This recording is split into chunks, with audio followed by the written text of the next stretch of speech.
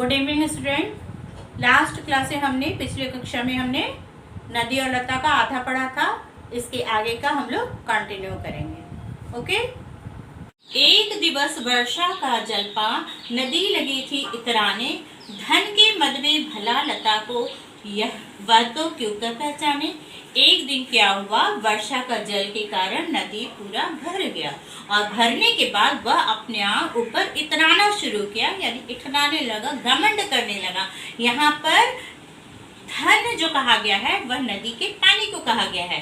तो धन पा करके यानी नदी में ज्यादा जल के भर जाने के कारण वह लता को और पहचानी नहीं, वह लता को भी लेकर बहा गई। उस नदिया ने सीमा तोड़ी, दीन लता को मसल दिया, उसके पत्तों को फूलों को नदिया ने था निगल लिया।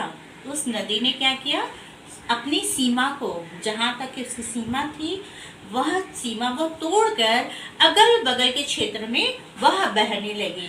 इससे क्या हुआ, वो जो लता थी वह लता भी इसमें कुचला गई, मसला गई। इसके सारे पत्ते फूल सभी बर्बाद हो गए। लता मरी, झड़ गए फूल सब, वह शोभा थी कहाँ रही। विहंगों की भी कलकल मृदु ध्वनि सुनने को थी नहीं रही। अब क्या हुआ, लता मर गई, बर्बाद हो गई, उसके सारे फूल झड़ गए। अब वो पहले वाली जो शोभा थी, सुंदरता थी, अब नहीं रही। न तो अब चिड़िया उस पेड़ के ऊपर आती हैं और अपने मधुर स्वर में गाना सुनाते थे, यानी पूरी सुंदरता खत्म हो गई।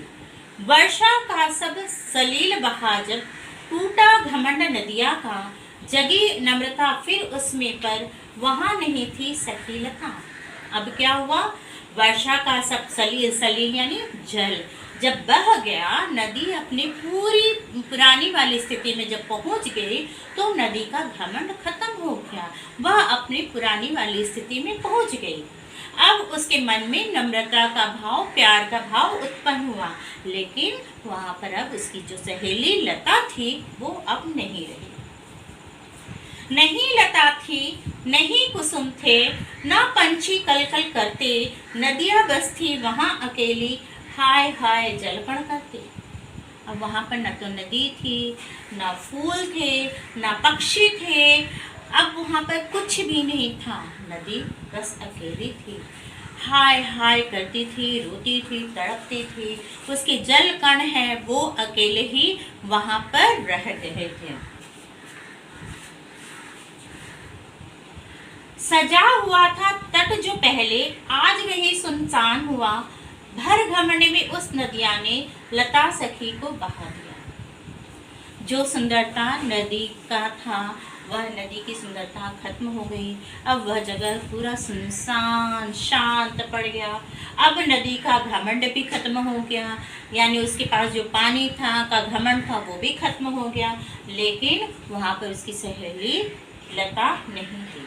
अहर अहर कर नदियाँ रोती, सखी नहीं पर मिल पाती, अपने ही करतूतों पर वह रात दिवस है पछताती। अहर अहर यानी हाय हाय करके, तड़प तड़प कर नदी अब रोती है, अपनी सखी को खोजती है, लेकिन उसी के करतूतों के कारण, उसी के कामों के कारण वह अब यहाँ नहीं है। दिन रात नदी पछताती है। जब हम पाते धन है या पद, हम घमंड से भर जाते, मित्रों को ठुकराते हैं, तब होश में हम ना आ पाते।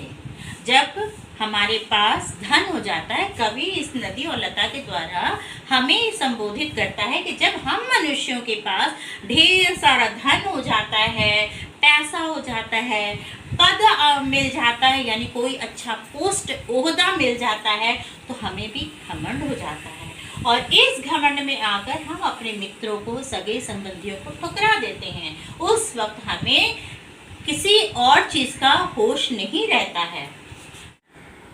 पर जब है यह नशा उतरता, हमें चेतना तब आती, गए मित्र फिर पास न आते, सदा उदासी छा जाती।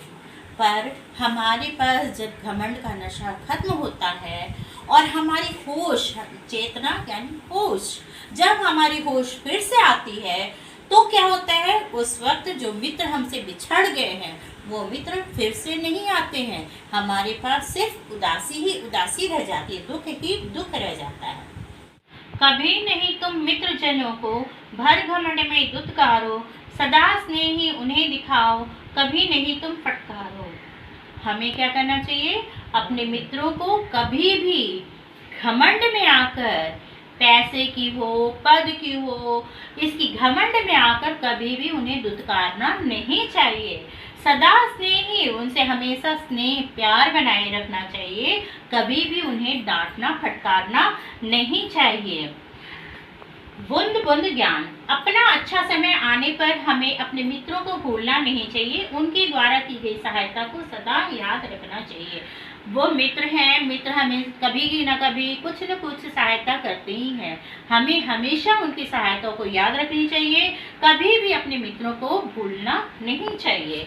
धन वैभव पाकर अहंकार नहीं करना चाहिए, मित्रों के साथ सदा स्नेहपूर्ण व्यवहार बनाए रखना चाहिए। हमारे पास जब धन आ जाता है, वैभव, सुख, ऐश्वर्य आ जाता है, तो हमें अहंकार नहीं करना चाहिए, घमंड नहीं करना चाहिए, बल्कि हमेशा अपने मित्रों के साथ स्नेहपूर्ण यानी प्यार भरा व्यवहार बनाए रखना चाहिए।